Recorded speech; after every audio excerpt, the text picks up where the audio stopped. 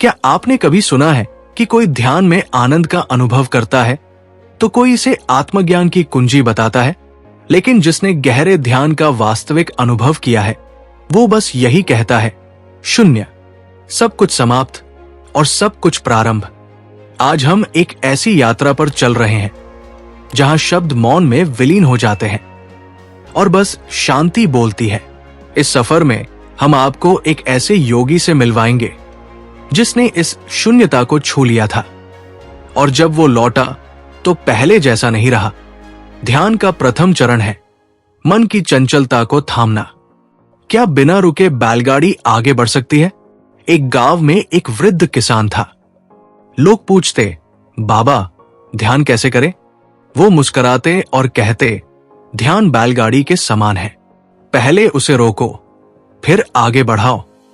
जब तक मन शांत न हो तब तक ध्यान में आगे बढ़ने का कोई अर्थ नहीं। तो पहला कदम यही है, मन की चंचलता को थामना, श्वास को धीमा करना, विचारों को कम करना। लेकिन क्या इतना ही पर्याप्त है? नहीं, असली यात्रा अभी बाकी है। अब सुनो एक सच्ची घटना। लगभग 100 वर्ष पूर्व हिमालय की बर्फीली चोटियों में एक योगी बैठा था। एक दिन उसने सोचा, चलो शून्यता को अनुभव करके देखते हैं। वो बैठ गया।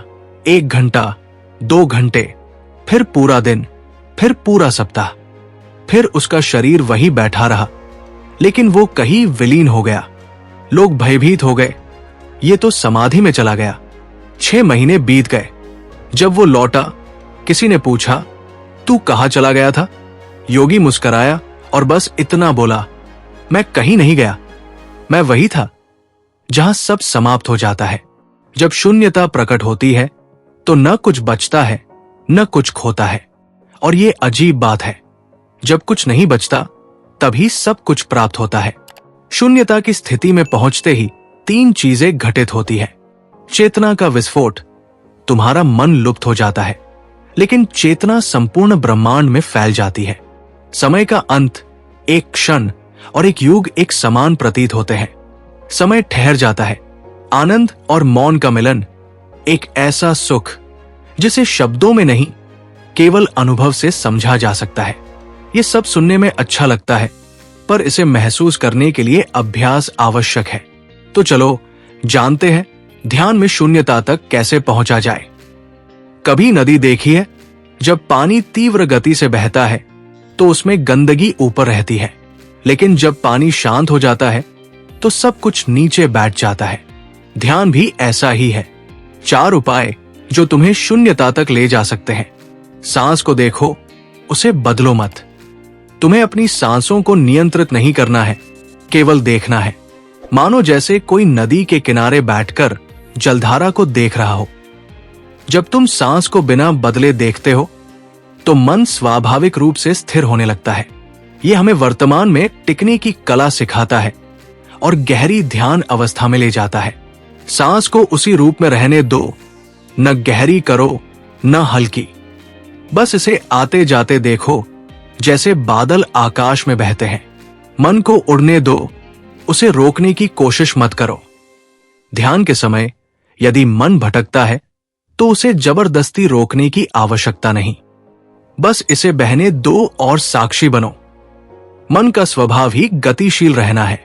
यदि इसे रोकने का प्रयास करोगे तो ये और अधिक अशांत हो जाएगा। ये ऐसे है जैसे बहते पानी को मुट्ठी में पकड़ने की कोशिश करना। जितना जोर लगाओगे उतना ही वो निकल जाएगा।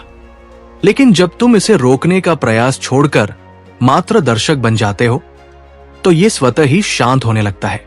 शरीर का एहसास मिटने दो, जैसे वो है ही नहीं।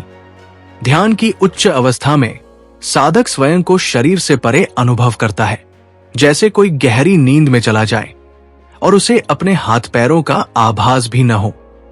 मन को निर्देश दो, शरीर है पर मैं शरीर नहीं हूं। जैसे जैसे ये समझ पक्की होती है, शरीर का एहसास विलीन होने लगता है। जब शरीर की सीमा मिट जाती है तब ध्यान की गहराई में प्रवेश होता है। इस स्थिति में न कोई पहचान रह जाती है न कोई अहंकार। शून्य एक शब्द नहीं, एक अनुभव। शून्य सिर्फ एक शब्द नहीं, बल्कि ध्यान की परम अवस्था है। जब इसे दोहराते हो तो बाकी विचार मिटने लगते हैं। धीरे धीरे ये तुम्हारे भीतर की संपूर्णता बन जाता है, और जब शून्यता पूरी तरह समा जाती है तो ये अनुभव होता है, मैं शून्य हूं।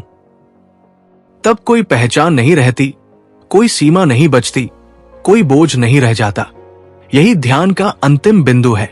जब तुम ध्यान से बाहर आओगे तो सब बदला बदला लगेगा।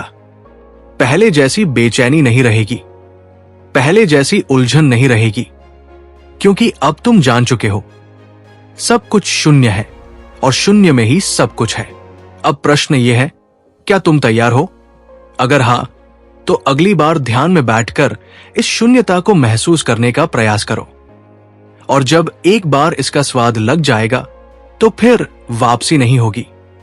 अगर ये अनुभव तुम्हें छू गया तो इसे अपने मित्रों के साथ साझा करो। ध्यान की गहराइयों में उतरना चाहते हो तो हमारे साथ जुड़े रहो। हम फिर मिलेंगे एक और गहरे अनुभव के साथ।